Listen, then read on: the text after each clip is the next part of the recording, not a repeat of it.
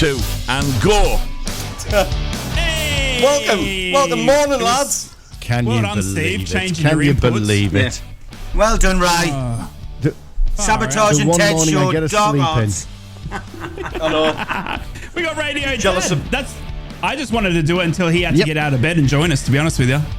Yeah, thanks, that guys. what You it know, is? octogenarians need our sleep. Thanks very much for that. I love the fact that the first sign of us getting into trouble, we all went, "Oh, we need to ring Dad." Yeah, we better ring Dad. Yeah. Yeah. And he's- did Dad solve it? Did Dad solve it? No, Rye did. Yeah. Well, yeah, No. with some help from you. Yeah, sorry, Radio Dad. Yes, it was. yeah, he I would did. find He it did tell me difficult what to do. stretch all the way to He told me to Australia change with my inputs. arms to fix his buttons. You can add. Don't update Windows to open Chrome now. Yes, not wrong. absolutely. Yeah. You're not allowed to update anything if you're on the radio. That is a shout out to all the listeners. If you're ever on the radio, find yourselves on the radio. Don't update Windows. It just don't do it. That includes jokes and features. I would have thought it was just like common knowledge and common sense, guys. It's like, you know, Yeah, when you're I wiring agree. a plug, don't stick your fingers in. You're right, Dan. My bad. Yep. I I see it. That's all I You've can just say. tried to wreck my show. That's what it is. I had an All right, so I'm going to absolutely take over, and it's fantastic show Dad lined and up, I's but show now. No, I tell you what, special guest of yours. Forget about it, mate. The promoter's coming out of me, though. I think Mope Madison is top of the bill. I think Rye versus Ted. Ted's on the undercard now because of his sabotage attempt. Do you think so? Do you know? Maybe if I was about 10 years younger, Steve, I might have had a crack at that. But I think I'm too slow and I'm too podgy these days. I think Rye would probably run rings around me, mate. But yeah, immediate. Have you seen Rye? Too podgy. He lifts a lot, you know. He lifts a We've got lot. some great language coming out this morning. We've got some real Lift yourself off the 1970s floor when you playground give him a language, left, haven't right, we? left, right. I do want to talk boxing with you next week, but we'll get the derbish out the way. Is it still a derbish, or is it a derby yet? Well, I think you're in trouble, Ted. I think you're in big trouble. I think you're Yeah. in big trouble. Yeah. By the way, I loved that post, fellas. Wasn't that post Oh, yeah, it's big and all. on the really on the good. charitable website? I think this getting the Sunderland fan to call it a derby's a con just to raise more money. But here's my money anyway. Here's me money. It's actually only £240 Yeah, away I'm just now. looking at it now. Yeah, Wow. 98%. Still got Friday, Get Saturday. in. It's Yeah, gonna you're in happen, trouble. isn't it? It was about you're in It trouble. was about $2,000 short, What? wasn't it? Yesterday morning. It was, this time. yeah. Yeah. It's. I mean, what's absolutely brilliant is looking at some of the comments on there. There's a lot of Sunderland fans got involved. There's a lad called Mark Hetherington, Sunderland fan through and through, but he's donated money to it, and obviously it's brought fans together, which is just class. That's exactly what you want to see. So it's looking like I'm going to have to call it. I'm not going to do it yet because obviously we need to Fair get enough. the magic total. But it's a derbish, and we are going to talk the derbish, of course. We've already got the headlines, but I think we should really start with the quiz. Now, what I've done, lads, is I've put Tedline Day trivia together. This is a Tedline general Day. knowledge quiz. Yes, Tedline Day. So, excuse me, I'm still ill. Come on. What I'm going to do, you're going to take it in turns. You're going to have 60 seconds each to answer as many questions as you can. Now, Okay. all of the questions take the same format. I'm going to give you the two clubs that were involved, the year, and the amount.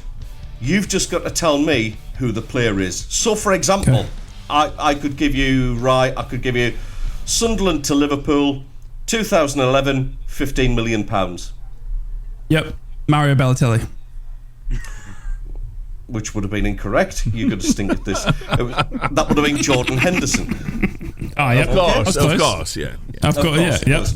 So We knew that. We knew that. We were just You're having fun. each going to get 60 seconds just on your own. You're gonna have. Okay. It's up to 9 questions because I don't think you'll get any more than that in 60 seconds. To be honest with you. Who wants to go first? I'm sitting this one out because I wasn't planned. Yeah, put me in the hot So my seat. mum tells I'll come me. down. Put me in. Put me in, You're coach. going to go first, right? Yeah, right, come put on me down in. then. Okay. I do believe my beautiful assistant.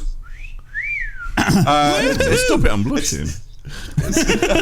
Teesside's answer to Debbie McGee. Well, that's maybe McGee.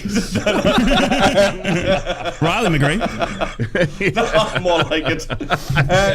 I do believe you've got 60 seconds of intense quiz music planned for me. You just tell me when you're ready to start. The production value. Right, The are you production stretched? Are you value. limbered up? Are you ready I'm for this? stretching my neck. Hang on, I'm doing my rolls. Yep, there we go.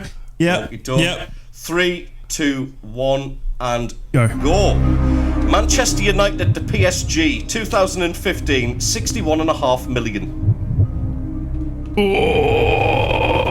What year?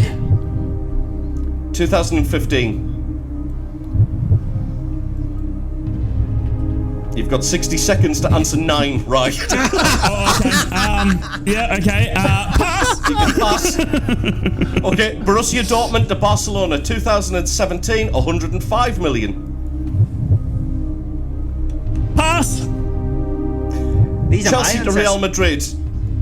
Chelsea to Real Madrid 2019, 100 million. Easy. That. What's his name? You know, the Couldn't one, name the enough. small one. He just retired, right? What's his name? You know, he's small and he's pass. Leicester City to Manchester United 2019, 80 million pounds. Harry Maguire. Oh, you know what? We'll give him that one. We'll give him that one. He was just. I can't believe it. He got one right. Yep. Thank you. Thank you. absolutely I'm here all gutted. week. Thank you. God. Thank you. What's it's that quite kid's name? The small one? Eden Hazard. Hazard. The My little fella. God, I couldn't. Yeah. I There's could only not one think of little him. I There's knew only that one All I one. care little about fella, is yeah. the Borough. And it's Di Maria Wow. from Man United to PSG as well, isn't it? Yeah. Is it Di Maria? it Oh, was. I hate it here. I'm muting. That was. I'm muting. If only you'd done that at the start of the show, we would have been about 30 minutes further down the line. Brutal. I love you really, you know that. Just a jab to the ribs. That was. Oh. That was horrible. Magnificent. That was right. full on anger in the heart. Play my outro music. I'll be back tomorrow. Good night. Right, who's next? Come on. Go on, I'll go, Ted. You gonna go for it? All right, matey. Are you ready, Daz? With the button? Absolutely. Yeah. Which Okay, mountain 3. range? On which set of islands? No. Okay, mate. Ready? 3, 2, 1, and go. Everton to Manchester United, 2017, 80 million pounds. Everton and Manchester United. I know this one. Pass after pass. I know that one. Go on. Okay. Benfica to Liverpool, 2022, 70 million pounds. Pass. Okay. Shakhtar Donetsk to Chelsea, 2023, 65 million pounds. God, this is difficult. Oh, It is once you get into it, isn't it? Hey. Mudryk. Very good, excellent, correct. Napoli to PSG, 2013, 60 million pounds. Pass. Monaco to PSG, 2017, 145 million euros. He started, so he'll finish. Finish. Yeah. Mbappe. Correct. Yes. A grand done, Stevie boy. a grand total of 2 correct on now. That's very good, Steve. Very good. I'm impressed. That is so difficult. Very good. Rye with his Very good. Rye You got with his 2. solitary one. Well, it's double what you got, mate. Unfortunately, I can't accept the small one. That's what she said. Moving on. Right, Dave, you're gonna have to join He in. doesn't want to. He doesn't Come want on. to. I'll take Dave's go. This wasn't planned. This wasn't planned. I am your emergency doctor. He hasn't got The best Google things in open. life never are. The best things in life never are, Dave. Come on, play with us, please. Come on, join in. Play with Do a us. Steve. I will Play with us, please. I will do Play a with Steve. us. Dad, Please. play with us, Dad. Dad, please. Dad, please. Luke, Please come through the when ball. you're doing the podcast later on, mate, can you? Come on, Dave. Are we ready then? Here we go. 3. It's cup of coffee time. It's cup of coffee time. Well, I'll help him. Yeah. Daz, do you want to do it? Well, Daz? yeah. I was going to say I'll help Dave. Daz in the hot seat. Come on, Look at mate. this. Let's Here we get go. you in the hot We're going to seat. get the answers It should that we be Dad didn't and get. Daz. Yeah. We're going to get the Dad answers and we didn't Daz. get later. Oh, yeah. The ones he passed on, Ted. No, he doesn't know him. I'll have to go through them again, yes. No, I think, of course I do. I've got them all. Do you know how long this took to put together, by the way? Yeah. You've Why you got no didn't sleep idea. last night? I literally poring over the 100 most expensive transfers of all time. It We've took some work. embarrassed her this morning. I'm just not appreciating. I tell you what, Anyway, guys. I tell you what, I'm really appreciating here. You know, the memo went out just a few days ago. Let's not get too football specific on this footy breakfast show. Think about those listeners who are not pure football fans. Yeah, let's do the most expensive transfers in the world. That's a good one. Yeah, Ted. Well, yeah, Ted, pay attention to the memos we send, all right? I'm sick of It's it. deadline Sorry, day. When are you going to get an opportunity like this to Okay. do it? Right, here we go then. Dissing Hit the fantastic music. content like this. Bear in mind, I'm in charge of the button, so it might be longer than 60 seconds. Here we go. Whoa! Go. Liverpool to Barcelona 2018, 100 million. Suarez. No, incorrect.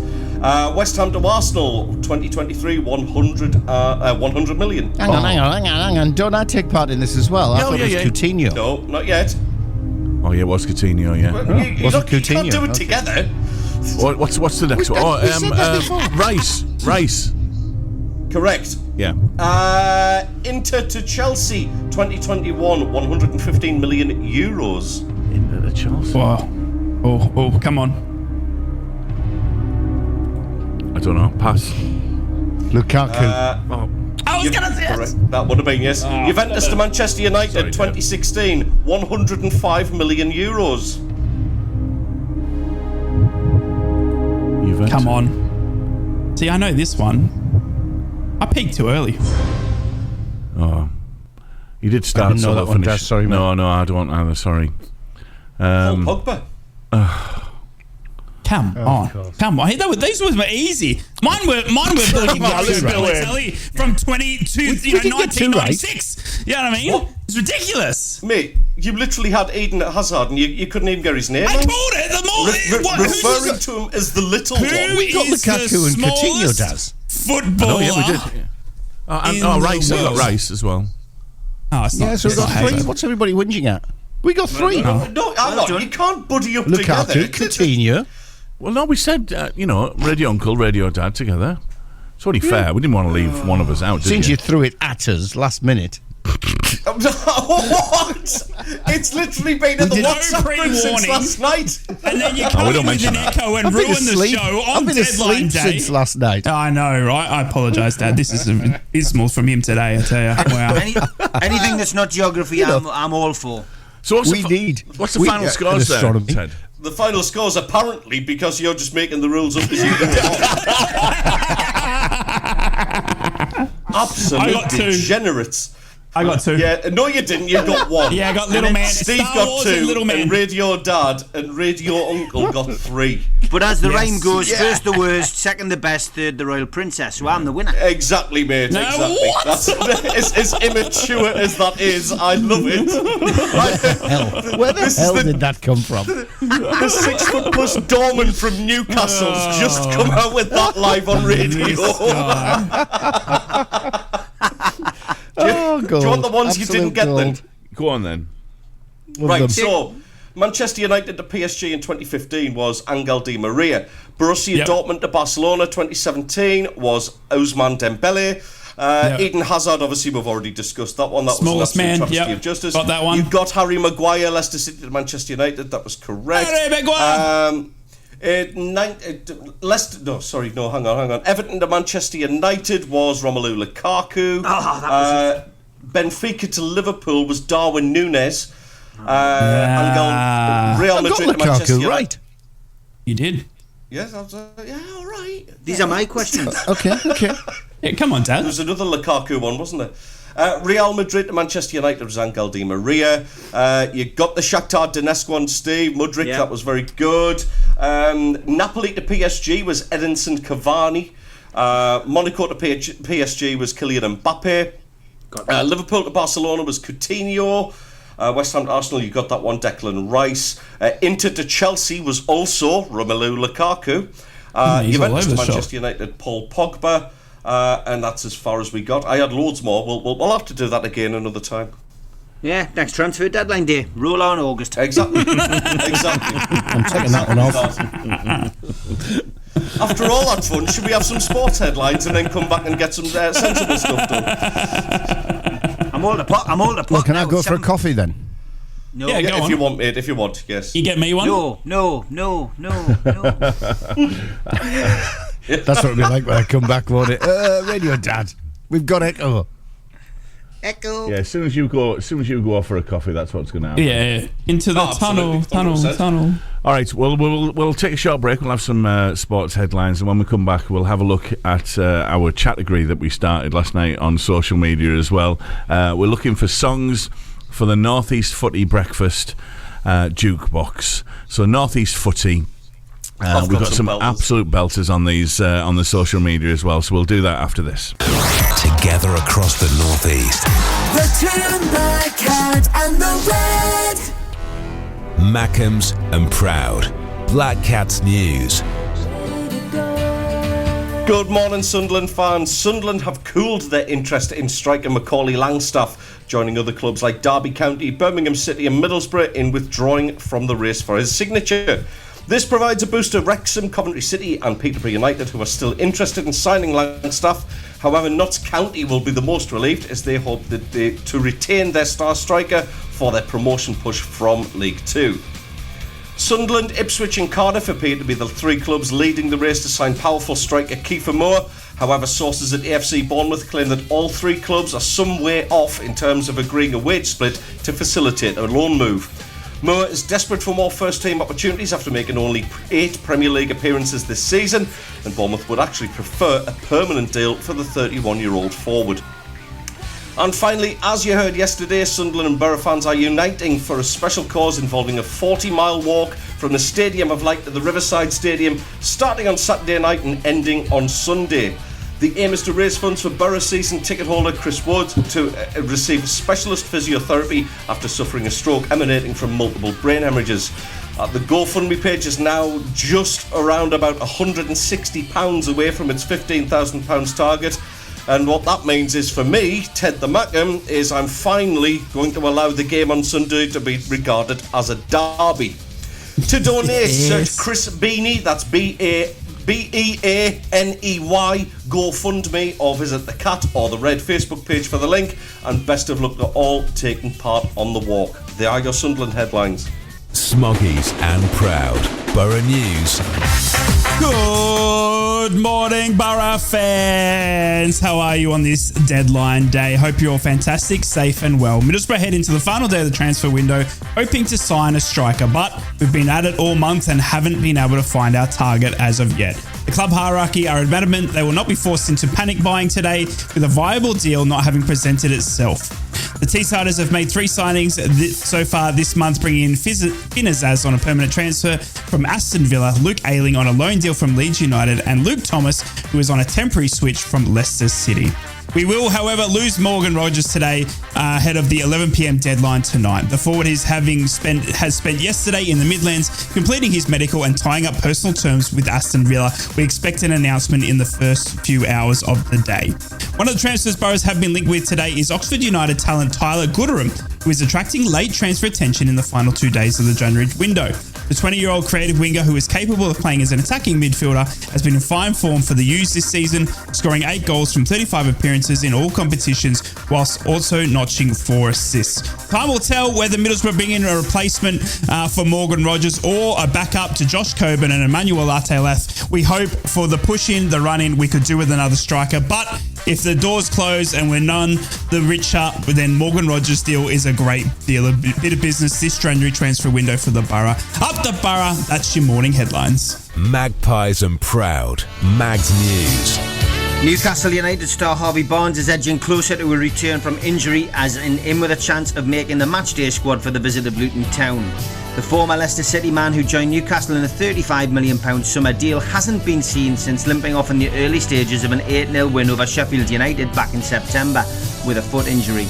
Barnes has been back in individual training of late and will be looking to take part in some group sessions before this weekend's Premier League tie. As confirmed by Eddie Howe on Friday, Newcastle have completed the permanent transfer of Manchester City Academy midfielder Alfie Harrison on a long-term deal. The Manchester-born 18-year-old is left-footed and initially joins United's under-18 squad. He's yet to make a senior competitive bow and debuted for his City's under-21s just last month. And following speculation that England would stage one warm-up game ahead of Euro 2024 away from Wembley, St James's Park is now reportedly been selected. The Bosnian FA posted an update via social media to the effect that they will face Gareth Southgate's side in Newcastle on Monday, June the 3rd. Final confirmation of what would be the national team's first game at St James's Park since 2005 is still awaited. And in an effort to promote sustainability by reducing private vehicle journeys, anyone with a ticket for Saturday's home game against Luton Town will travel free on public transport. That's your Newcastle headlines on Thursday the 1st of February. Together across the North East. The Tune, the Cat and the Red. And we're back. We are indeed. We are indeed. Should we have some categories then? Because I believe we've had some WhatsApps, haven't we? We have. We've had quite a few messages on the social media as well. We asked you... All complaints. About an echo. I don't know. There's an echo. We asked you for we asked you for some songs for the North East Football jukebox. We had some examples on there, so things like The Way Eye of the Tiger, You Ain't Seen Nothing Pet. You Ain't Seen Nothing Pet. Are we singing them? Is that what we're doing? Yeah. We've got to sing them. One of my favourites was You're My Brown Ale Girl. I thought that was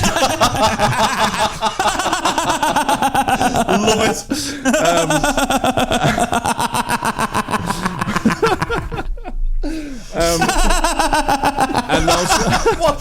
You all right? I want to tickle him. That's so good.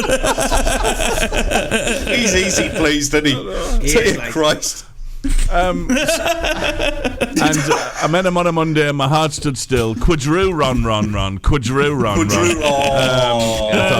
That's good. That's good. So just a couple off Facebook. Phil Batch said He's still going. Phil Batch said, always look on the riverside of life. Yes. Oh, very good. Ooh, I like that. And Dan on Facebook said, tine after tine. I like it. Not bad. Singing. I like it. So what else you got there, Ted? I had, well, funnily enough, on the Tyne theme, I had, the Tynes, they are a-changing. Very good. Which I thought was great. Very good. And what about Killing Within the Name of? Wow. I'm sorry? Rage Against the Killing Machine. All right, Killing Within the Name of. Got it. I got it. Yeah. Thanks, Dave. Yeah. I mean, it's no brown ale girl, but, you know. Dave's on the pulse. Yeah. Fat Fields of Gold. Oh, very good. Yeah, very excellent. good. Very good. Bit of Twisted Sister, We Are Not Going to Take It. Oh. And a bit of Chategory and Pliers, Tease Me. If you've got any more of these, you can WhatsApp us on 0330 043 2002. Any songs for the North East Football jukebox? I've got Get Your Kicks on the A66. Which I thought was a good one. That's a good one. And I still like mine. that classic Who from can it be now? that classic Who from can it be now? Is he done? Lord. That classic from Earth, Wind and Fire, Boogie Sunderland. Yes. Not bad. Yeah, I like that one. Here Comes the Sunderland. Here comes, yes, very good. Very good. Yeah, not bad. You gotta sing it. Here comes the Sunderland. Listen to him. Very nice. Oh, jeez. Bringing about he writes poetry, Wow. he cooks, he sings, There's bit nothing- of everything, is man. Yeah. Oh, Ryan Reynolds here, mate. Triple threat. My God. We've got Dreams. Deadpool. Yeah, we've got Dreams by Fleetwood Macams. Yes. Good one. And one of my favourites was Goodness Gracious, Kevin Balls of Fire. Love it. Whoever did Brown Our Girl, send him a sticker, Daz, because that was, oh my God, I got tears in my eyes. That was, give him a red, because it's not poster. 1982. Oh, okay. We don't have anything to give away. Give him Ted. Send them a sticker. No, we have stickers. We have car We have stickers. We Brekky do have car yeah, stickers. Yeah, exactly. It is 1982 in Why some have I parts. got one? Oh, sorry, yes. Good morning, Teesside, on your AM radios. And for those listening in medium wave, yes. Crank the dial. Anyway. If you've got any more of those, we'd love to hear from you. 0330 043 2002. It's the songs in the North East Football Jukebox. Can you beat Brown Ale Girl? I'm not sure. I'm not sure you can. I don't think anything ever will. No. Brad. It's so good. Oh, here's another one. Sorry, we just had another one in here on the socials. All I Want for Christmas is Tune. Doesn't quite work. Not bad. Not bad. Yeah. This one. Ooh, the Stadium of Light.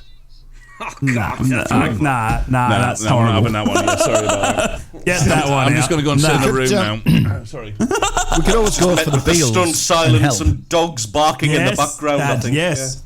Yes, Dad. What was that, sorry? Radio Dad? That was a good one. Yeah, we could go for the Beatles and Help. That's a good one. Yeah.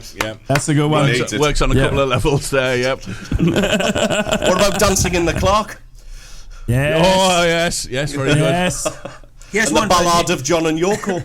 Oh, the Ballad of John and Yoko. Yeah. A good song for Newcastle Sunderland Middlesbrough fans is What Have I Done to Deserve This by the Pet Shop Boys. I'm sure Ryan will be thinking that on Sunday afternoon. Anyway, Okay. moving on, lads. Moving on. And okay. it's quite apt, this next subject. I know we're rattling on towards the news now. We've got 5 minutes. Discipline is needed. It certainly is on this show, anyway.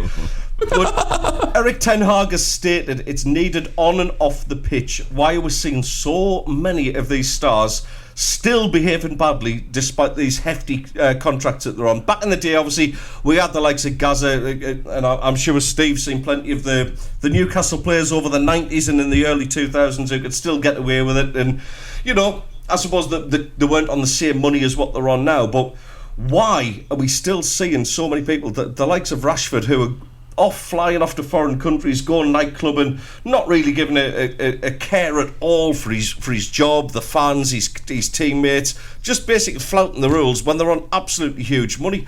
Why is it happening, lads? Steve, is it just arrogance? Yeah, I think it's the modern day footballer. You've seen this quite a lot at Manchester United in recent years, though. Cristiano Ronaldo, Pogba, join the list. Marcus Rashford. And this would never have happened back in Alex Ferguson's day. He had his own spies in Manchester who reported back, and anybody who didn't toe the line was given the hairdryer treatment and then binned, until they learnt a little bit of respect. And that's not really what happens nowadays. I think some of it's down to the fact that money is out of control. Footballers' wages are crazy. They look down their nose at a manager because they get paid probably quadruple what a manager gets. But I think a lot of the managers who come into clubs as well, maybe they haven't won the honours that some of these footballers have, and they just don't command respect in the dressing room, and it's not good. Like Rashford really surprises me because he'd done so much positive work, in the community. He was somebody, especially prior to lockdown and during lockdown, where he was doing so much for those in and around his local community who weren't well off. Doing bits and bobs with the food bank.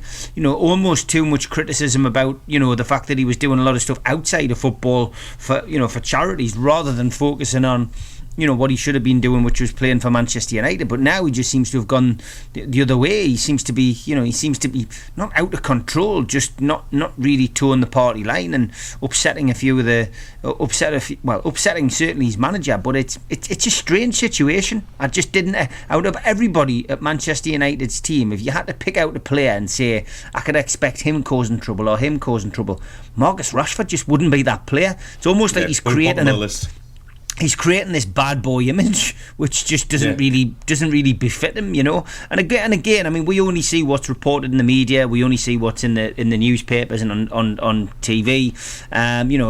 There's two sides to the story.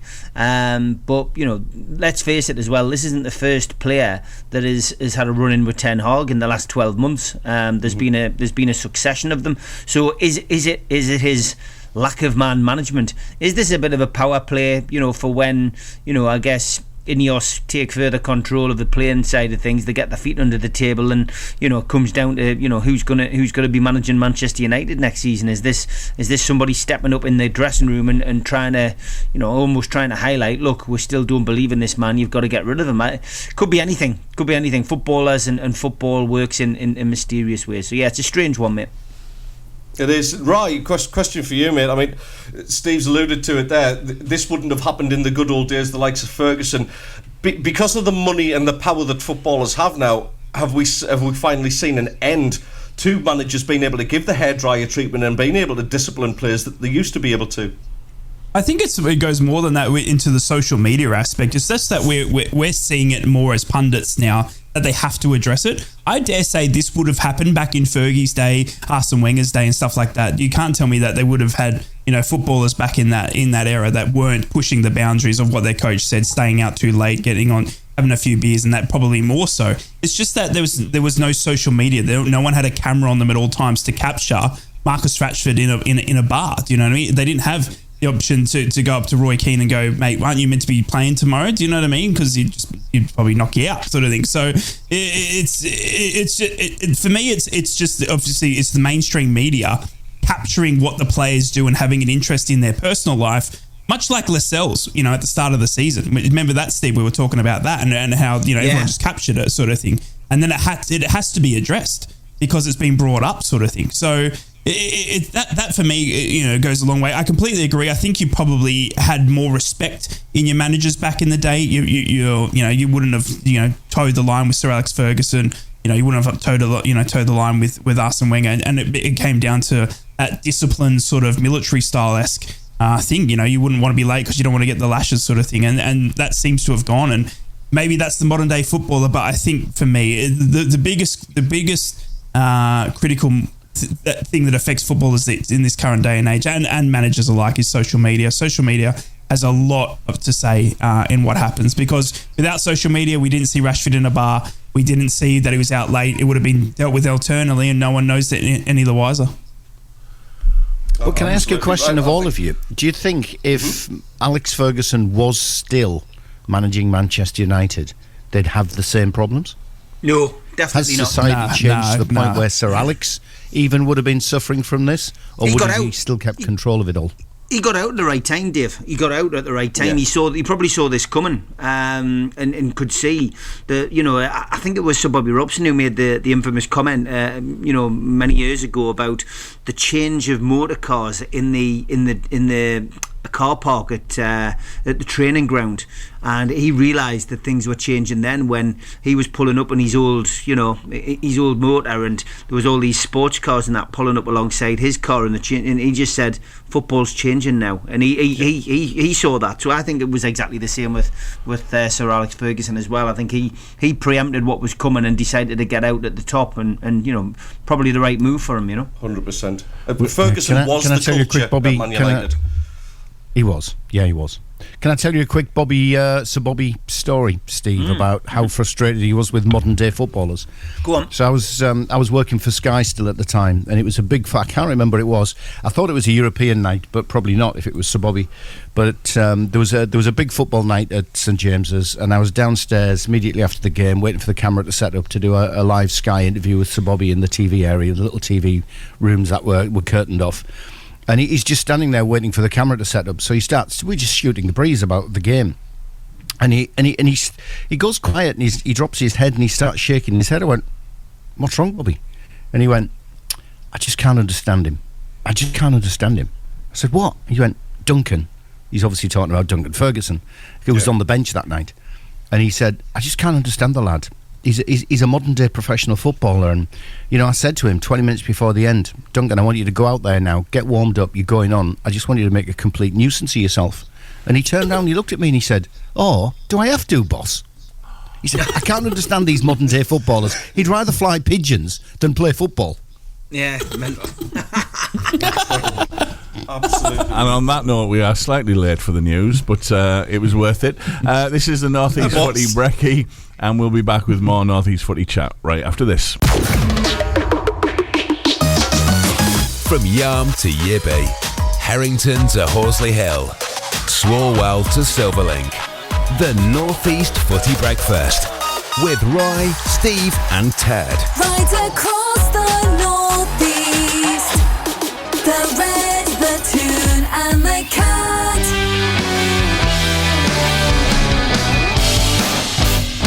Do you know what's big? Do you know what's really worrying about this now?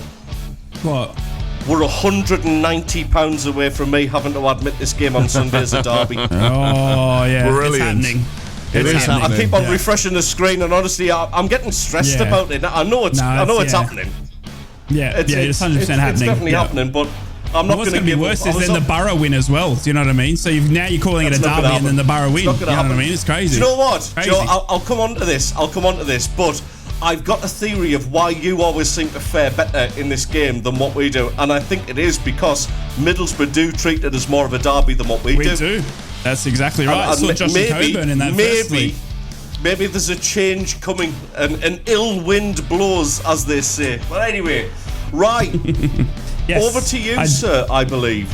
Yes, thank you so much. Yeah, guys, we obviously had technical issues at the start of the show, but today's actually a special day in terms of for me and my history and my military service. So obviously went to Afghanistan a couple of times in my military service, and today is it's a tough. It's 14 years to the day that we lost one of our good lads, Daz. And it's not Daz in the studio, obviously. His name was Darren. It was him and his sniffer dog who was he was out the front, and his role. It was to clear the the IEDs off the road and stuff like that. And unfortunately, one took him, and that was one that I'll. It stays close with me, and it's I can hear it. So it's one that I want to dedicate today's show to him today. It's we're with you. It's something in my history. Obviously 12 years service, and why I've got a lot of injuries and stuff like that, but I'm still here. Still got a loving family around me, and Daz doesn't. So shout out to you, mate, and shout out to your family and loved ones, and it's not much, mate, but this show today for you and for everything that you taught me and did for us, and love you, bud. That's lovely, Ray. Thank you. Yeah, Absolutely, mate. Absolutely. So to his family. And, I'm sure he would have been ripping into you as well for the absolute diabolical scenes that you caused at the front of the show with the reverb and everything else. Yeah.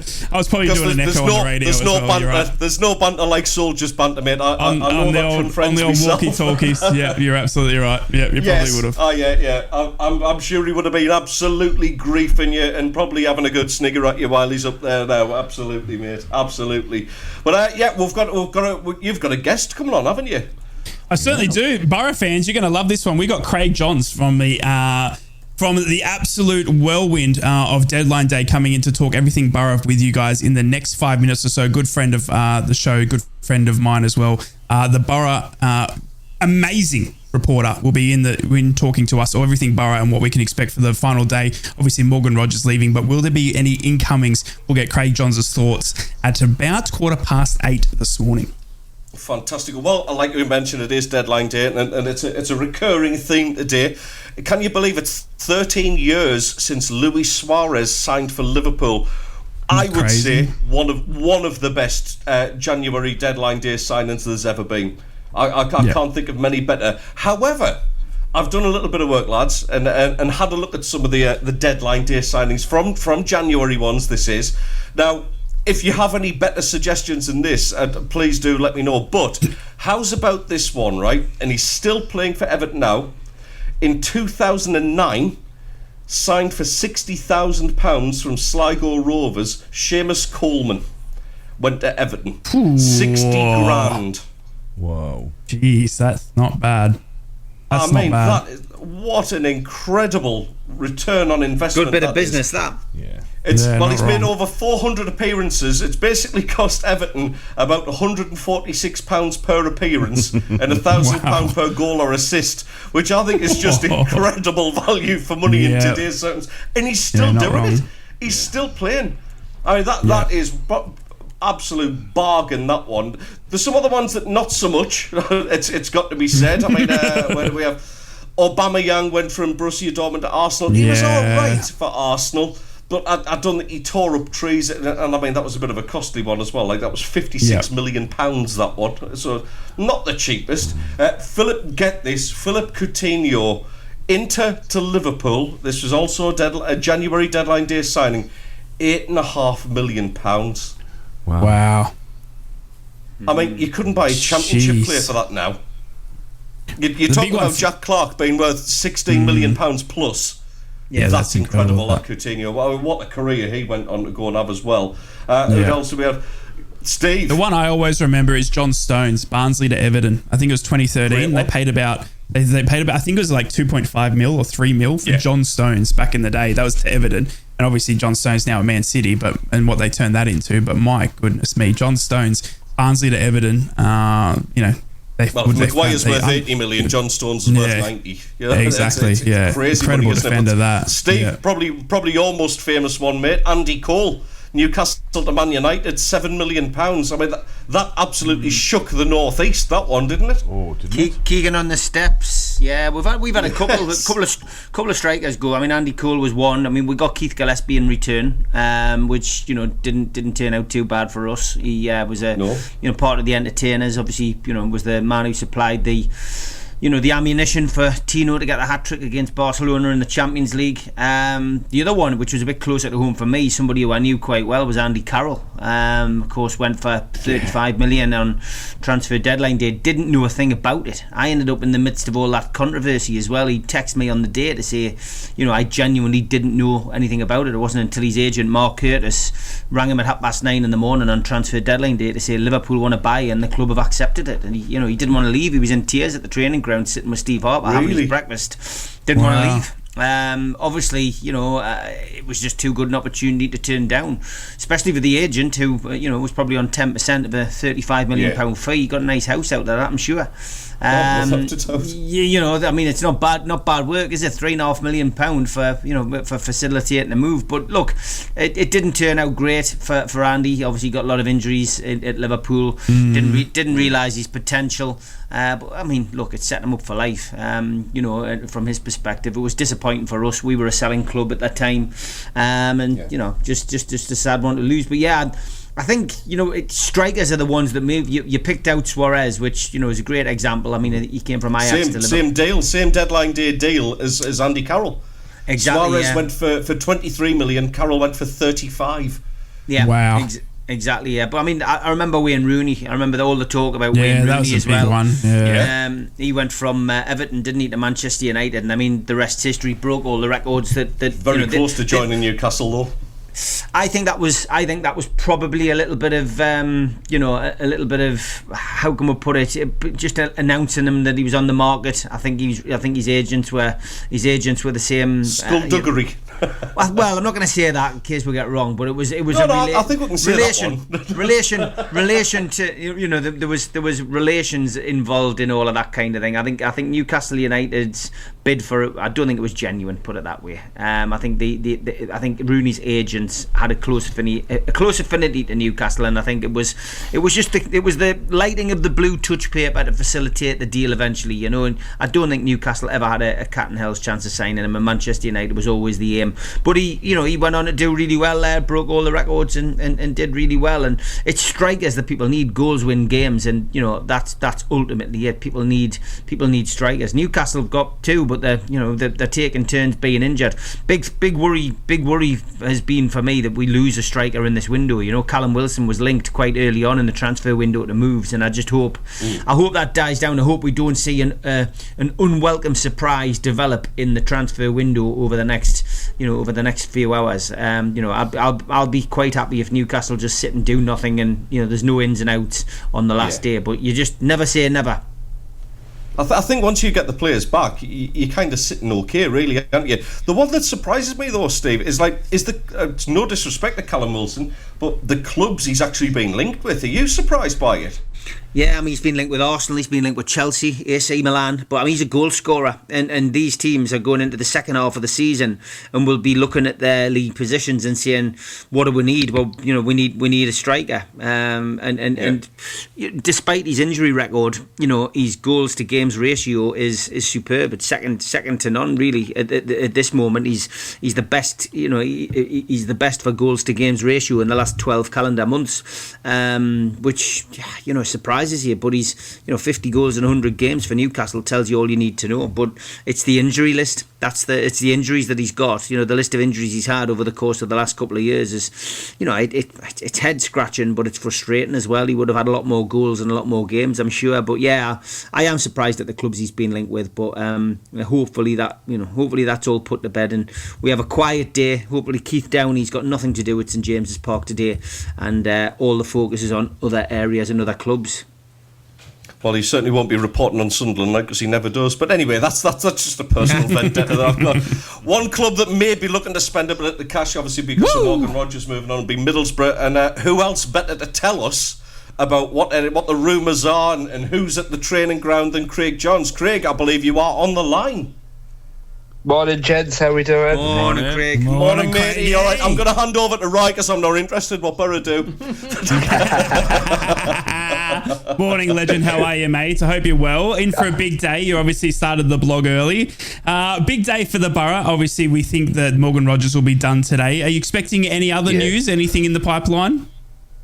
So, yeah, Borough, still want to bring in another striker. Ideally, obviously Morgan Rogers is more of a kind of forward who plays behind the striker, but they failed having signed Finn Azaz earlier in the month that they're well enough stocked in that position, and ideally they'd like a striker because both Josh Coburn and Elaf have kind of had injury troubles throughout the season, haven't they? And they've got 5 goals each, so haven't exactly been prolific. So in an ideal world, they would like a striker, but I think every man and his dog wants a striker, don't they? And Borough have wanted one all month, so whether or not one drops for them today remains to be seen.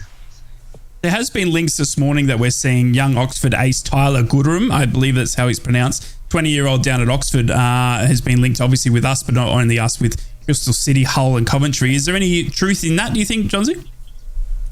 Yeah, it's an interesting one. I haven't had a chance to actually check it out yet. I saw it last night, but yeah, it's an interesting one because I was told, as I say, that striker was very much the priority and they feel well stocked in the forward positions. Obviously, this kid from Oxford's a winger, but he is only 20-year-old, which could be a case of Borough looking at him and thinking, well, we've got this bit of extra money from Morgan Rogers' seal. Why not bring in a young player like that who, we can give a bit of time to develop? It would make sense from that point of view. And also, presuming they are still hoping to get that striker in, they only have one slot left in the 25-man team that you register with the EFL. So, of course, any other signings on top of that would have to be an under-21 player who wouldn't have to be registered. So, the part of it does make sense. I'm always cautious, particularly with links like that where there's more than one team mentioned. It stinks of an agent trying to get the client's name out there, and Middlesbrough at the minute would be an obvious one to link with because they're selling Rodgers, so the people would assume that they'd want someone in that position to replace him. So I'm always cautious with things like that. Yeah, obviously Rodgers leaving now as well.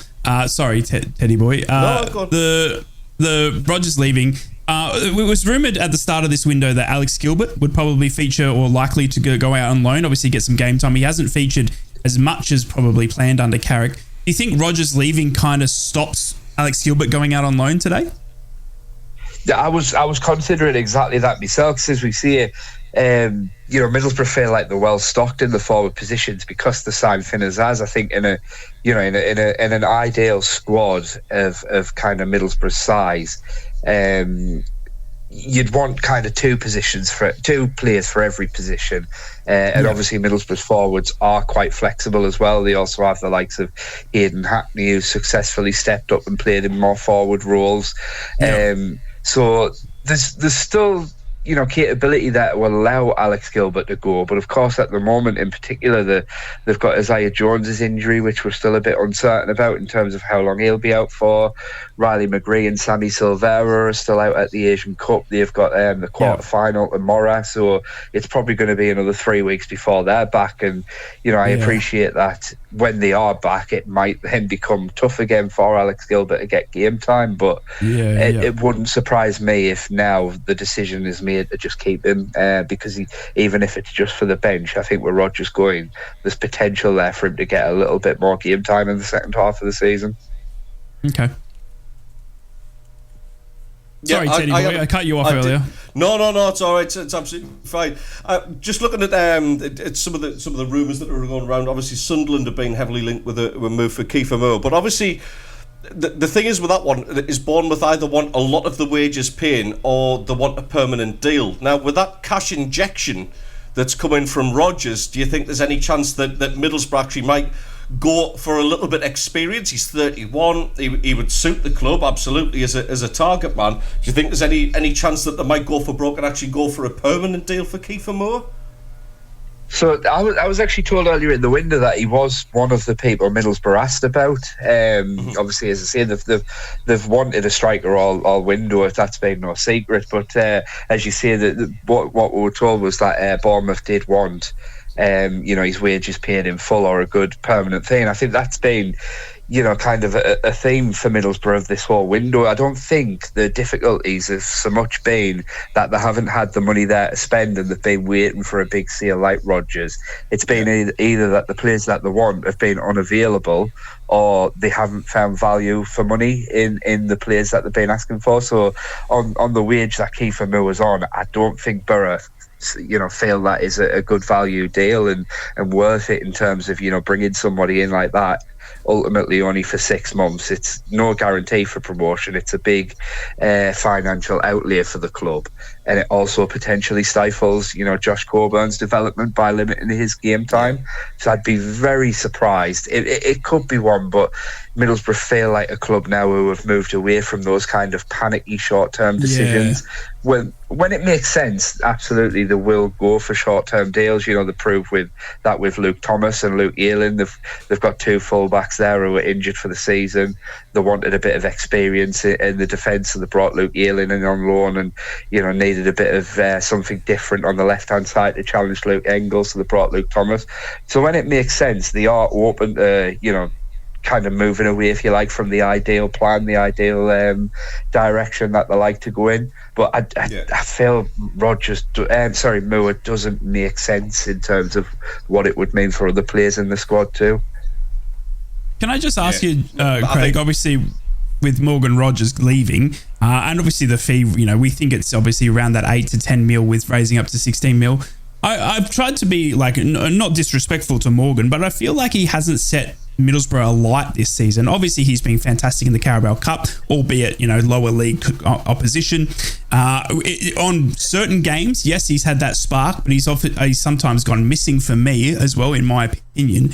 And obviously, we look at last season when we had Giles Archer, Ramsey even, and I thought all those three lads warranted Premier League moves and stuff like that. But it came as a bit of a shock to me that Aston Villa were going for him. Has it been a shock to you at all? Have you seen enough in Rodgers to think that he's going to walk into Aston Villa and have and start most games? No, I completely agree. It came as a really big shock to me. I think particularly when you look and you see, for example, Aston Villa sold Philogene to Hull, didn't they, in the summer for, I think, 5 million. And based on what we've seen so far, I don't see at all that Philogene is, certainly not worse than Morgan Rogers, and yet they're going to pay a double up front only just to get Rogers now. And no, I kind of agree with you. I think in the last month or so, he's really improved. The growth has been quite rapid under Michael Carrick, and he has looked like a player in the last month or so who's really confident, in full flow, and looked like a player until the Aston Villa links came about, who could play a crucial role in Middlesbrough's kind of battle for the playoffs in the second half of the season. But I think you go back to I've done a story this morning, kind of recounting his tale and his time at Middlesbrough, and albeit brief, you only go back to the start of December and he wasn't a guaranteed starter in Middlesbrough's team. No. So it is a surprise that Aston Villa have gone so big on getting him. And obviously, Premier League clubs will sign potential as well, and Villa will hope to sign in a 15-16 million pound player now to turn him into a 25 to 30 million player in the next few years. Yeah, but of course. When you consider that Middlesbrough paid just I think it's around about 1.2 million they paid for him 6 months ago, it's an unbelievable deal for Middlesbrough. Yeah. Got a small game coming up on Sunday, Craig. Yeah. Just a small one. I'm gonna have to end up calling it a derby by the end of today if this charity thing actually comes to fruition and we hit the 15 grand. So yeah, it's obviously it's coming. I wanted to ask you a question because obviously you're very knowledgeable about the club. You write really well about Borough. I actually enjoy reading your stuff. I don't like listening to what Rye has to say about Borough. It just turns into a bit of a nah. You know what I mean? There's some craft with what you do. No, he Craig. doesn't know what you mean. But obviously we've got quite a number of players that have played for both sides. We've got the likes of Cattermole, you've got the likes of Arca, obviously Greenwood now as well. Who's been your pick out of those players, in your opinion, that's played for both Sunderland and Middlesbrough? Obviously Ledbetter thrown into that as well.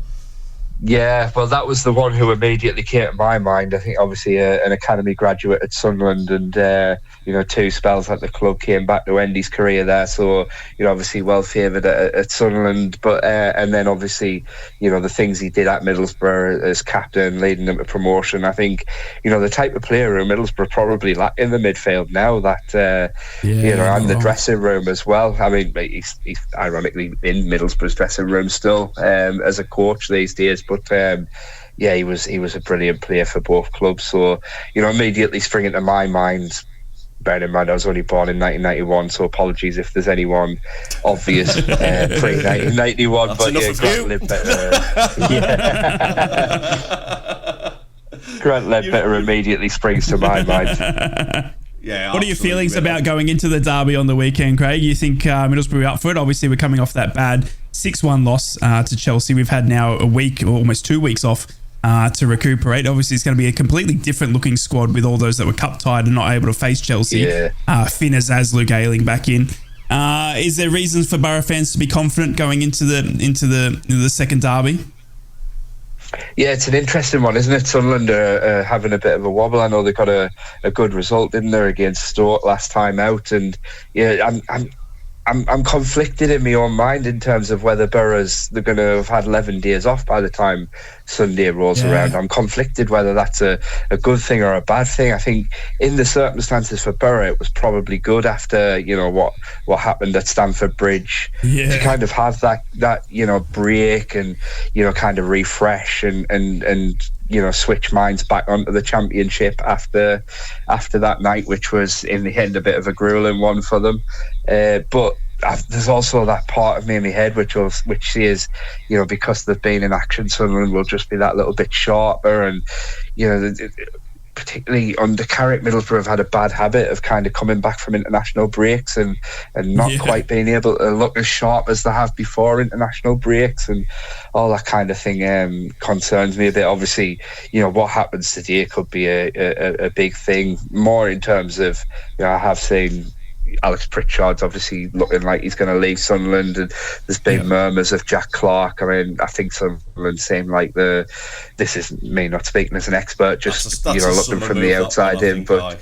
Yeah, it looks like they're standing firm in not wanting to sell, but obviously if they did sell Jack Clarke and then you've got Patrick Roberts obviously missing, that would be a huge blow to Sunderland. But obviously Jack Clarke, if he was to be played, is a game changer. He's somebody who can do magic things with you if you give him the chance. So I certainly expect it to be a lot more, closer, a lot tighter, and a lot more cagey than the reverse fixture this season ended up being. But hopefully that what I assume will be a sellout Riverside crowd can be a 12th man for Borough, and they can get themselves over the line, even if it is a bit scrappy. And Craig, it's tumbleweed at St James's Park of the day, I hope. No ins and outs at Newcastle. Keith Downey will probably grow a long grey beard standing there, but it doesn't seem like there's going to be much action at St James's Park today.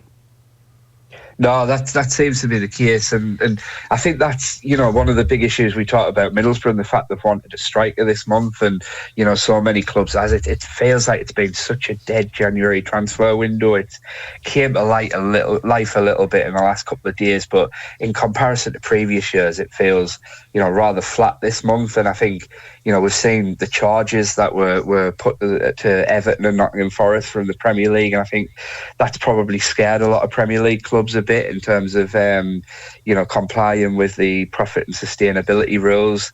On top of that, there is a massive increase across the board on injuries as well. I was speaking to an injury expert earlier this week, and he was saying 17 to 19% increase on injuries this season. So I think a lot of Premier League clubs are reluctant to let players who, in January they might usually kind of make available, and they might filter down into the Championship to get more game time. I don't think that's happening as much this season because the Premier League clubs either need the players in the squad because of injuries or can't bring other people in at this moment to replace them, so those players are not filtering down. The likes of Kiefer Moore, having to reward Bournemouth substantially to allow him to leave essentially, and Championship clubs at the minute obviously can't really afford to do that themselves. So I think it felt a bit of a flat January window altogether. Game, I think all around. I think certainly with Bournemouth it's a bit of a poker game, because Bournemouth at some point are going to have to kind of address their own financial fair play, and they're kind of holding on to see who's going to offer the most in terms of wages for Kiefer Moore. It might be one of those cases where this transfer deadline day might not come alive till about 10 o'clock tonight. Yeah, it really could be like that. I think because of financial fair play, I think your Premier League clubs are ultimately wanting something more than what they might usually get. Like in previous years, Bournemouth might have looked and thought, well, we're not really using Kiefer Moore. Even if a Championship club will give us half of his wages, that's half of his wages we don't have to pay. Whereas at the moment, as you see, Bournemouth's financial fair play situation, they're holding out for more, and they're probably needing more, and they're probably looking and thinking, well, if we don't get that, we might as well, rather than pay just 50% of his wages, keep him here just on the off chance that we do end up needing him. Yeah, absolutely. Well, always great to have you on, mate. Thank you so much for coming on, Craig. I really appreciate it. It's going to be a busy day for you ahead. Always a pleasure. Obviously, got the live blog going as well, but obviously, keen eye on what's happening incomings and outside of Borough. But we expect, obviously, Morgan Rogers out. But the big question is, will we find our striker or will we find someone else? Craig, I'm sure you'll be all over it, and I appreciate you coming on as always, mate. Thank you so much, and look forward to chatting to you again soon. Pleasure, lads. Nice to speak to you. Cheers, Craig. Have a good one. Cheers. And if you can just send the guy who's cutting the grass behind him over to my house, that would be really appreciated. I think that's me. I actually think that's me. Stop cutting your grass during the radio show, Ted. I swear. Honestly, I've told you 3 times. I've got some songs anyway, lads. I've got some songs. So I did start off with All Together How, but I've been thinking about them. Right. So here we go. Here's the Jam classic, A Town Called Middlesbrough. Ooh yeah. Sex Pistols, lads, and don't worry, radio dads out there, don't worry. I don't want a holiday in the Sunderland. Yes. Not bad. nice. Not bad. Okay. You can get that on the album Never Mind the Borough. And following in the Bob Dylan footsteps of Ted, and this is a Northern League tribute. Knock, knock, knocking on heaven's door. Oh, very good. Love it. Very Well good. done. Well, I did have a bit of a Stranglers classic for you. About walking in the bridges, looking at the peaches. I like it. The Bridges shopping centre there. And the Michael Bublé classic. And I'm feeling good. Oh, yes. Well done. Yep. You know what now? There's people tuned in going, what on earth's happening What here? is going on? Has someone changed their medication this morning? We've been asking for you for songs for the North East Football Jukebox, and we've had so many of these in. Thank you so much for all your entries on the WhatsApp, on Facebook as well. We loved Brown Ale Girl, which was great. The Way Eye of the Tiger. Julie in on Facebook has said, "Oh Con," with it's a bit of a obscure Borough reference there. Yeah, very good. Very good. Very good. And Caroline, who does the early breakfast on the Red, has gone with "Call Me Mackham." The Carly Rae Jepsen song. I like it. And also Dancing in the Smog as well. Tom on Facebook, The Mighty Quinn. You ain't seen nothing but the mighty. Very good. Very well done. Always the Sorensen. I like it. Yes. We Fade to Michael Gray. Love it. Wow, these are good. Isaiah in the Stream. You noticed I've stopped singing these now. Ice Islands in the street. Yeah, I love that's that. good, isn't it? Super Cooper. Oh, yes, Colin Cooper. Yeah, very good. Well done. Well done. And one up to date here, Part-Time Glover. Which I think is a good one, that one. I did have a Beatles classic for you as well, by the Yeah. way. Pennywell Lane is in my very good, ears, yes. and in my... Yes. Well done. Dan on these are Facebook good. also went with the Smiths classic, Johnny How Soon Is Now. Oh, very good. That's clever. That is clever. Played, sir. Like that Well one. played. And what else we got here? Oh, we've had so many. These are she wore an itsy bitsy teeny Cheryl Cole Fernandez Vicini. What? Thank you very much for that one, Steve. That's Steve who sent that one in. We need to change our medication. Yes, yeah. Highway to the Danger Zone. Was one that's been sent in. Yeah, I like that one. And obviously the Lady Gaga favourite, Roker Face. So Roker Face. you've still got a chance to get any more of those in, please. 0330 043 2002 on the WhatsApp. I have got another one, lads. So deep is your love. Oh yeah, very good. So deep is your love. Yeah, Yeah, mate. I think we'll I think we are have. very late for the sports news. Yeah, we So are. I tell And, you what, though, just before we do go, Teddy Boy, 160 pounds left to hit the £15,000 goal. 160 pounds, and you're calling it a derby for the rest of your life, good sir. 14,840. Let's see if we can get it up to there by the end of the show. Yes. All right, we'll be back with more North East Footy chat after this. Together across the North East. The Tune Black Cat and the Red. And we're back 8:41 on Thursday morning, the 1st of February. Good morning to the North East Footy Brekky. And we've been asking you for songs for the North East Football Jukebox. We've had loads of these in. Thank you so much for all these in this morning. Davey Ladd's been back in touch. Boston, More Than a Felling. Love it. And this one from Prince. I mean, Pretty Little Red Corvette. That's good. Good. Shirley's been in touch. A19 Road to Hell some days, particularly on match days. And Phil's been enough with you like this one, Clough Nuff Is Enough by Donna Summer. Love it. Clough is enough. Love it. Yeah, very good. These are so I know. cool. Any more of these, please? 0330 043 2002. Oh, so clever. We've had a few issues this morning, haven't we? But I think it's time to get into... untechnical ones. It's time to get into the club headlines, starting with this. Mackems and Proud. Black Cats News. Good morning, Sunderland fans. Sunderland have cooled their interest in striker Macaulay Langstaff, joining other clubs like Derby County, Birmingham City and Middlesbrough in withdrawing from the race for his signature.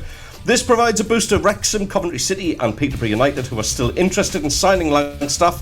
However, Notts County will be the most relieved, as they hope to retain their star striker for their promotion push from League Two. Sunderland, Ipswich and Cardiff appear to be the three clubs leading the race to sign powerful striker Kiefer Moore. However, sources at AFC Bournemouth claim that all three clubs are some way off in terms of agreeing a wage split to facilitate a loan move.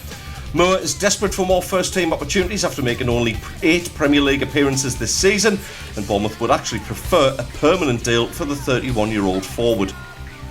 And finally, as you heard yesterday, Sunderland and Borough fans are uniting for a special cause involving a 40-mile walk from the Stadium of Light to the Riverside Stadium, starting on Saturday night and ending on Sunday. The aim is to raise funds for Borough season ticket holder Chris Wood to receive specialist physiotherapy after suffering a stroke emanating from multiple brain hemorrhages. The GoFundMe page is now just around about £160 away from its £15,000 target. And what that means is, for me, Ted the Mackem, is I'm finally going to allow the game on Sunday to be regarded as a derby. To donate, search Chris Beaney, that's B-E-A-N-E-Y, GoFundMe, or visit the Cat or the Red Facebook page for the link. And best of luck to all taking part on the walk. They are your Sunderland headlines. Magpies and Proud. Mags News.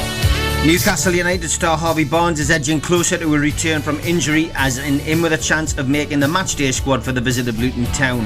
The former Leicester City man, who joined Newcastle in a £35 million summer deal, hasn't been seen since limping off in the early stages of an 8-0 win over Sheffield United back in September with a foot injury. Barnes has been back in individual training of late and will be looking to take part in some group sessions before this weekend's Premier League tie. As confirmed by Eddie Howe on Friday, Newcastle have completed the permanent transfer of Manchester City Academy midfielder Alfie Harrison on a long-term deal.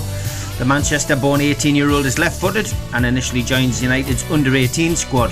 He's yet to make a senior competitive bow and debuted for his City's under-21s just last month. And following speculation that England would stage one warm-up game ahead of Euro 2024 away from Wembley, St James's Park has now reportedly been selected.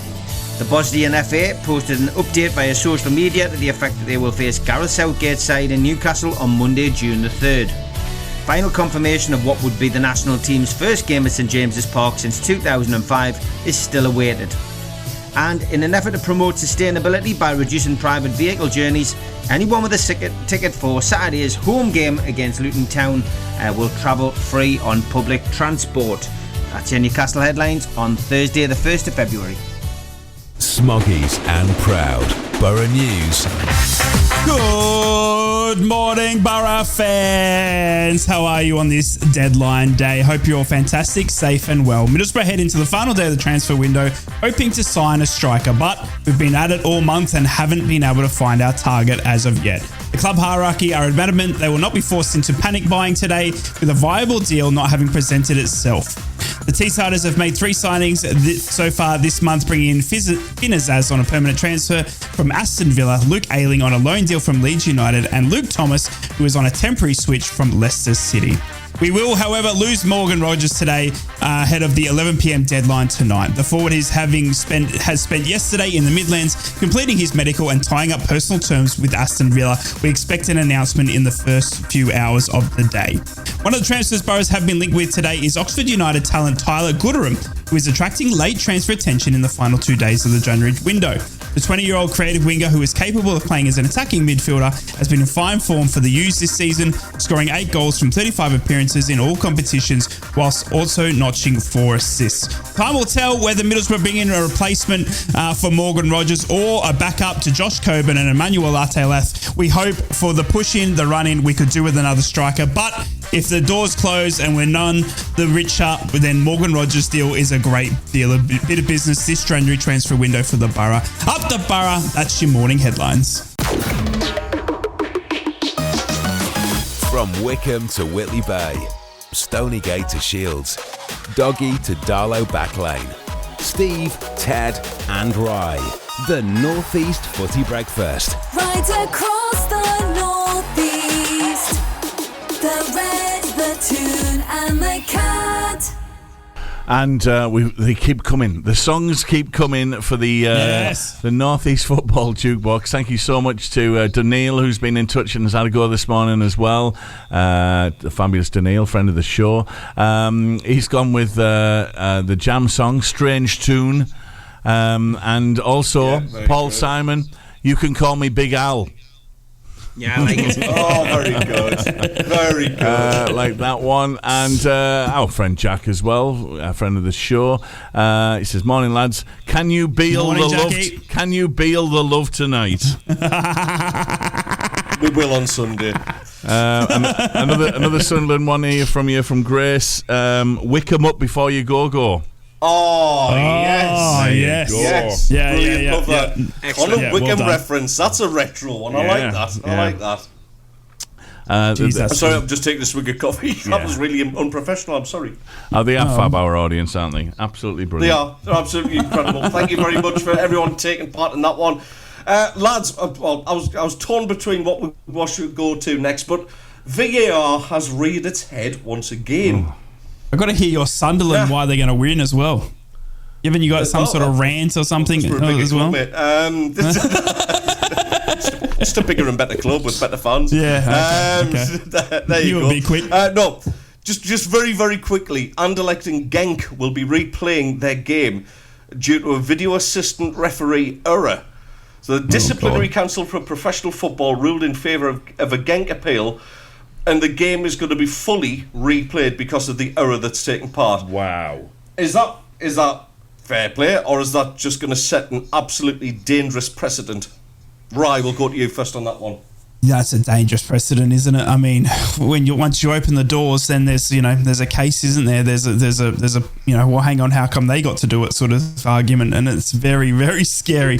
Look, VAR rearing its ugly head again, once again. We always knew it was going to get to a point where one mistake too many was going to be an absolute game changer, to the point where they have made such a mistake that it's altered, a game of football in the wrong way, and now they have to, go back and replay it or fix it.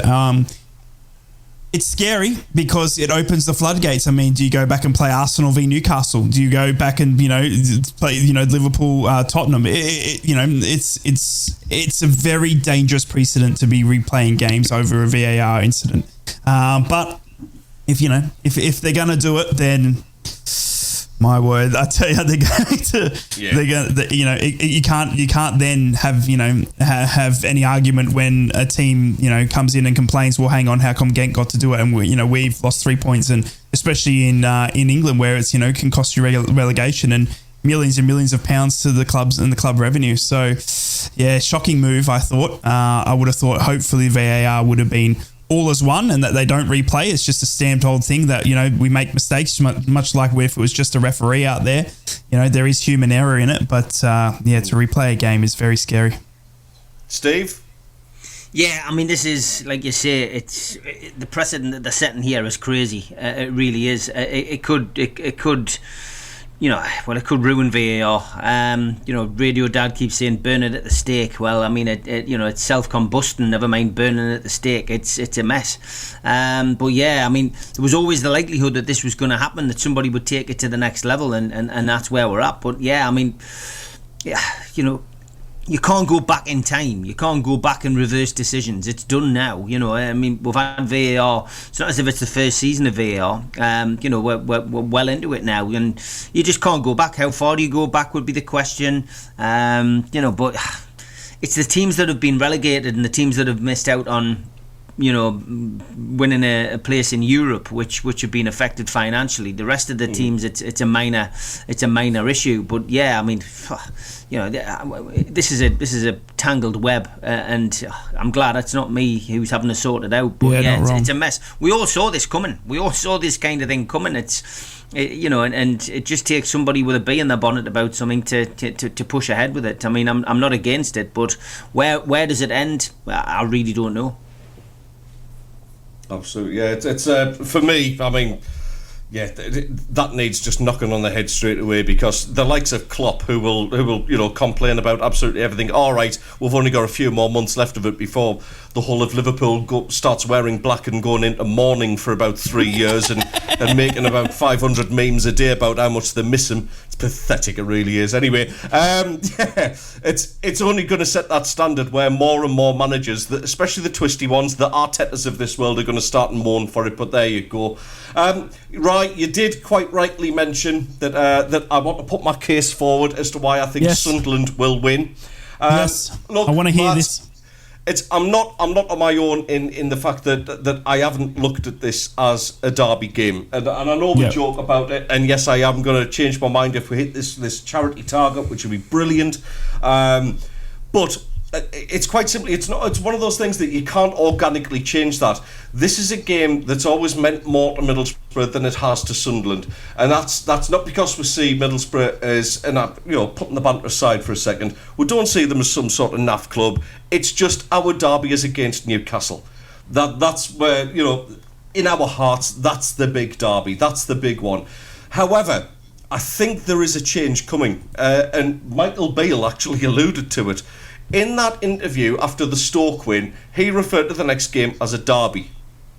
And as much as I might have taken the mick out of that, and a few people did take the mick out of that, senior members of your senior staff and players stepping in and actually referring to this as a derby, if the fans see that effort going in and that little bit more bite and that little bit more preparation for it and eagerness to win, then that's going to slowly start and win over some of the fans. It's the players are going to be reminded. It's a fresh batch of players. There's not that many of them that are from the North East. All right, the likes of Dan Neil, Luke O'Nine's been here a long time now, so he might still actually see it as a bit of a derby. But with other staff coming in, I think that emphasis on seeing this as a local game, the tide is turning. I think we're going to probably end up the game with 11 men on the pitch as well, rather than some Aussie referee cheating us out. That might help us as well to win the game, but I think there is a change in attitudes coming genuinely, and looking at the attitude of some of the fans as well, it's not all kind of saying, no, it's not a derby, we're not interested. It is starting to perk our interest that little bit now, and I think we're going to have a fantastic squad to go head to head with Middlesbrough and kick their backsides on Sunday, and we'll triumph. We're going to be quiet right now. One for you, Stevie. Nottingham Forest breaking news from Fabrizio Romano, the ever-breaking ex-Twitterer fiend. Nottingham Forest have submitted an official proposal for Matt Sells. Imagine the return. Around 6 to 7 million euros for the experienced goalkeeper currently at Strasbourg. But Nottingham Forest working hard as ever to bring in Matt Sells back to the Premier League today. Is that the only Pokemon they're missing now, is it? Yeah, I swear it's like their 4th or 5th signing in the pace of 3 days, and I don't know how they're selling Mangala, aren't they? Yes. Is it Leon or something like that? I mean, they're getting one out the door, but in the cold light of day when their finances are laid bare, I'd be very interested to see how they've managed to get themselves into this position where they can just constantly sign players. I really don't understand it when they've been in the void of the Championship for many years. It's a head scratcher to me, lads. Certainly is. They're also in trouble. I mean, they're currently in investigation. Yeah, you can still go out and get 3 to 4 players. It just bewilders me. But time will tell. Yeah, absoluttle. We've got a last couple of songs in before we disappear. Dave Willard's been back in touch. I know he loves this. Nancy Sinatra. These boots are made. These boots are made for Walker. And our friend Jack has also been back in touch. He's went, this one isn't a North East one, but he made himself laugh. It's the Ocean Colour Scene song, the Rigobert song.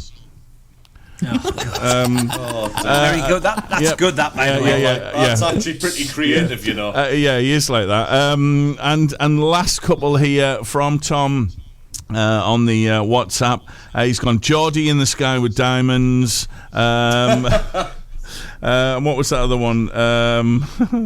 Oh yeah, this one's a particular, I think, a Middlesbrough-ism. She Loves Yous by the Beatles. She loves yous. I like it. Yous.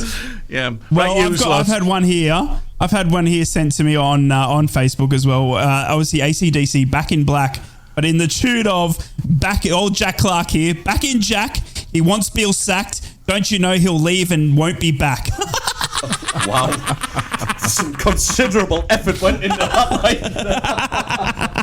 Very well done, that person. I hit the sack. Wow. That's good. Very clever. Very good. What a great contribution from our audience this morning and from you guys. Thank you for those. Yeah, good stuff, lads. Good. You're up next, aren't you, Daz? Yep, we're up next. We've got our usual mid-morning nonsense. We've got the usual stuff, you know, the telly, the showbiz, the news, etc. And then a really rare thing this morning. You know, we play this game that's sweeping the nation, Name That Theme, okay? Yes. Well, this morning we've had an audience member, one of our listener, has messaged in and sent in a Name That Theme for us to do. So that's the first time we've ever done that. So we're going to have a bit of fun with that. Very clever. And it also gets producer Danny off the hook because he gets so much grief over it. So we'll give the grief over to Nicola in the Borough, who sent us in her Name That Theme. So we'll be doing that this morning. And it's kids' TV as well. So that's always a good one because it's a generation gap, isn't it? You know, it depends where your kids' TV was at. If you've got kids and watching TV, or you remember stuff from your kids, you know, your own childhood. So I'm looking forward to that this morning. That's going to be a good one. That's excellent. Have a good one, mate. Have a good one. Yep. Fantastic. And, just a quick update to Chris Woods. Obviously raising the 15,000 quid. They're currently at £14,860. So they are £140 away from their goal. Make sure you check it out. Some the links point are today on the red. On Twitter, I'm going to have to say it's to Derby, it's going to happen today before the show tomorrow. We're going to pass that goal of 15,000. Easy. And what an incredible effort! What an incredible effort! Brilliant. Fantastic, everybody. Well done. Well done, guys. It's been one of those shows, hasn't it? Technicals. We did it. Yeah. We did it. Well done, lads. We'll be back tomorrow for more North East Footy Brekky tomorrow morning from 7. Have a good one, guys. Have a good one. Open Chrome. From Wickham to Whitley Bay, Stonygate to Shields, Doggy to Darlow Backlane, Steve, Ted and Rye. The North East Footy Breakfast. Right across the North East, the Red, the Toon and the Cat.